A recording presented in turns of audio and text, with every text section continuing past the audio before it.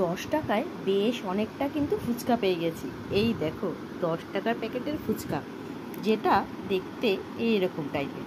তার সাথে বাড়িতে করে নিয়েছি একটু আলু সেদ্ধ, তার সাথে নুন আর একটু লঙ্কার গুঁড়ো, জিরের গুঁড়ো। আর এই যে ইনি হচ্ছেন টকজল মহাশয়, এনার সাথে কি কি দিয়েছি, এনার সাথে বেশি কিছু নেই, এনার সাথে একটু বিট নুন আছে, তার সাথে একটুখানি তেঁতুল, একদম অল্প একটু পরিমাণ, মানে 1 থেকে 2 কোয়া।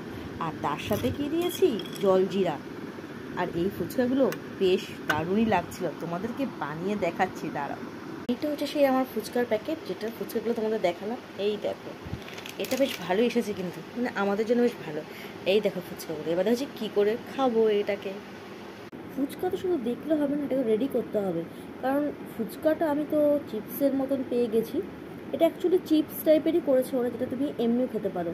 আর আমি তো বাঙালির বুদ্ধি, ফুচকা করেই খাই।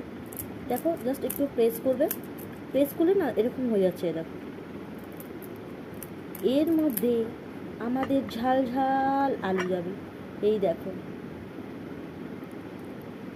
আলুটা একটুখানি কমই দেব, কারণ বেশি তো আলু নেই। এই যে ভরে নিয়েছি, এবার জাস্ট টক জলে ডোবাতে হবে। এই দেখো,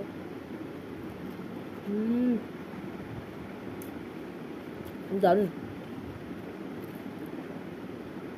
ফুচকাগুলো করে খাই, তোমরা একবার কিন্তু করে খেও, নাহলে এমনিও খেও, এটাকে এমনিও খাওয়া যাবে। এই দেখো, এমনিও ভালো লাগছে, ফুচকাতেও ভালো লাগছে। তোমার ইচ্ছা, তুমি যেটা সেটা খাবে, বুঝলে? না বুঝলে, আই থিঙ্ক বুঝলে।